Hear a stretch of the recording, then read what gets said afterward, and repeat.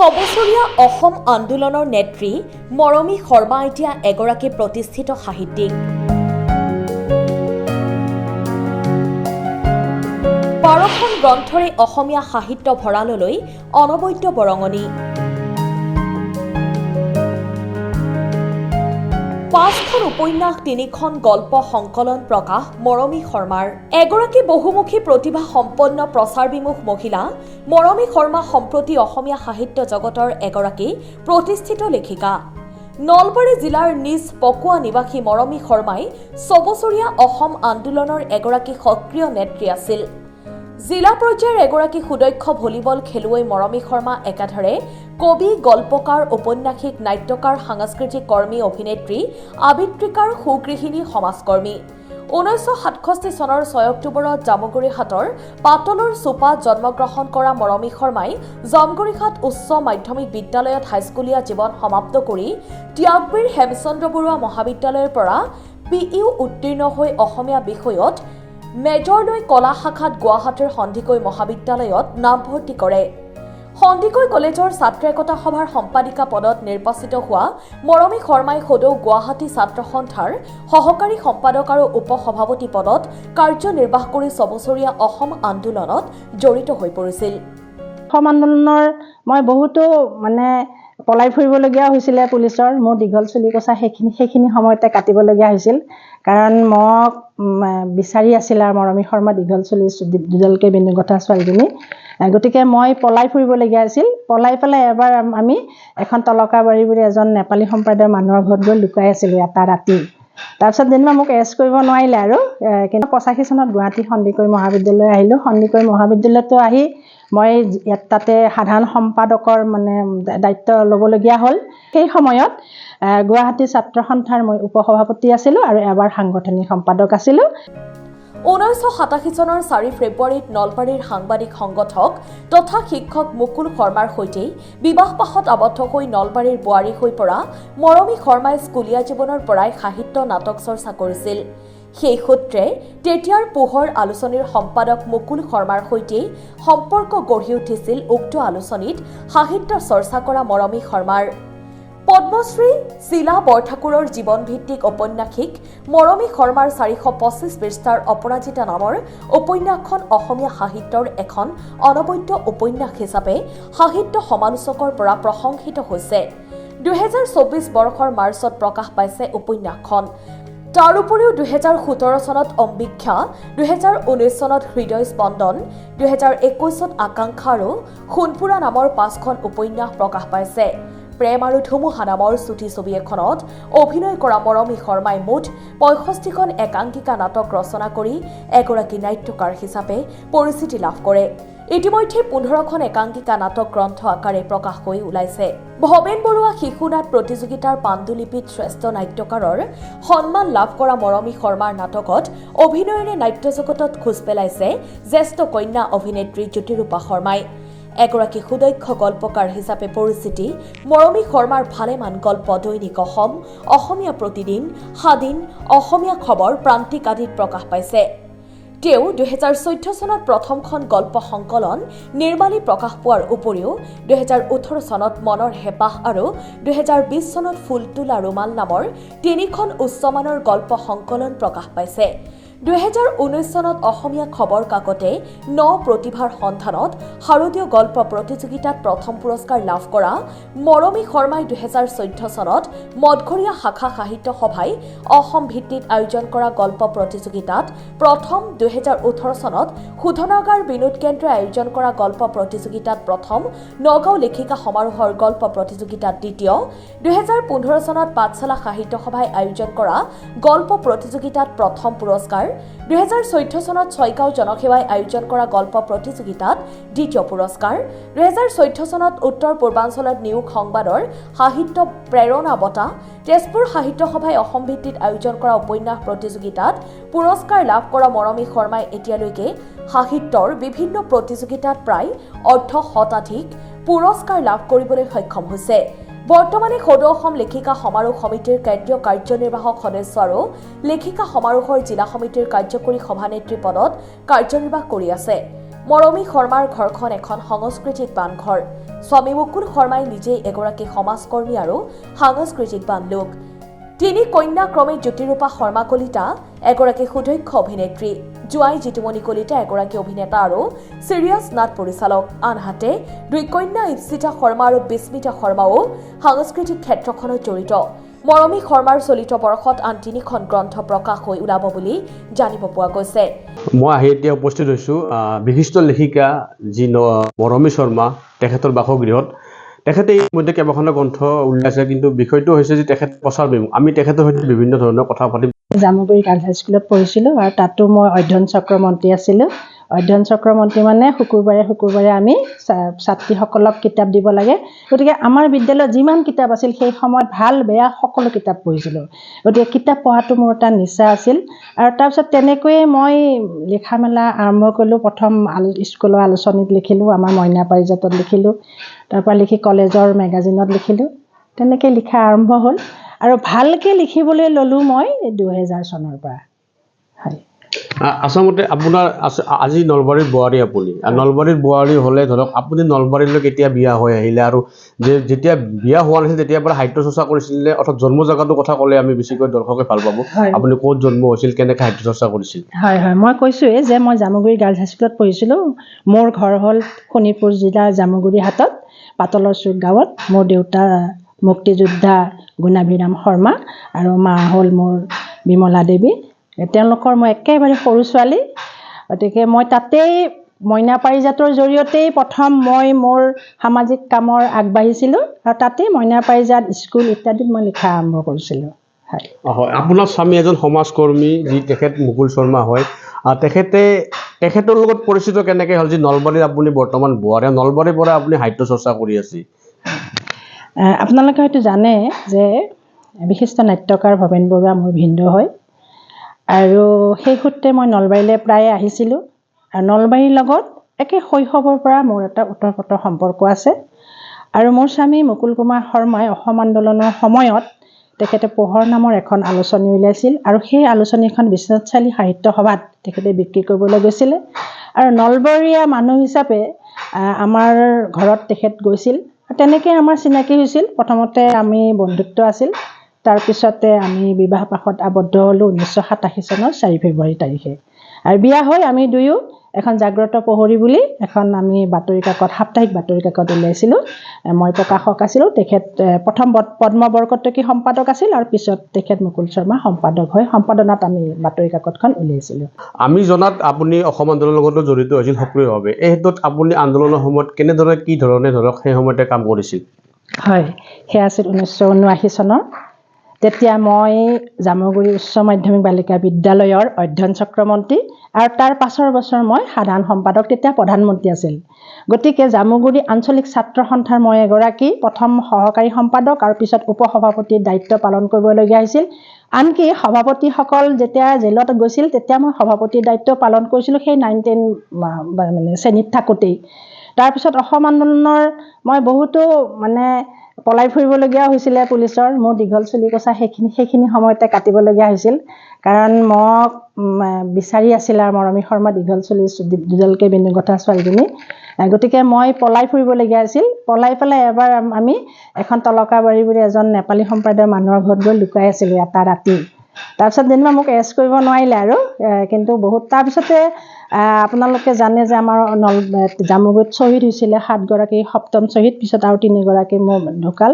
গতিকে সেই 7 শ্বহীদৰ স্মৃতি আজিও মোৰ অন্তৰত দুখৰ বীণা বাজি থাকে। গতিকে মই তেখেতসকলৰ স্মৃতিত, তেখেতসকলে আচলতে আমাক অসম আন্দোলনৰ সময়ত, সঁচা কথা কৈছোঁ, প্ৰতিটো বস্তুৰে দুটা দিশ থাকে, ভাল বেয়া। কিন্তু ভাল দিশটো এইটোৱে যে আমি সাহসৰে আগবাঢ়ি আহিব পাৰিলোঁ, কথা ক'ব জনা হ'লোঁ অসম আন্দোলনৰ পিছৰ পৰা, আৰু অসমীয়া হিচাপে নিজক চিনি পাবলৈ শিকিলোঁ। গতিকে এই অসম আন্দোলনে আমাক বহুতখিনি কিন্তু বেয়াৰ মাজতো বহুত ভালো কিন্তু দিলে প্ৰতিগৰাকী।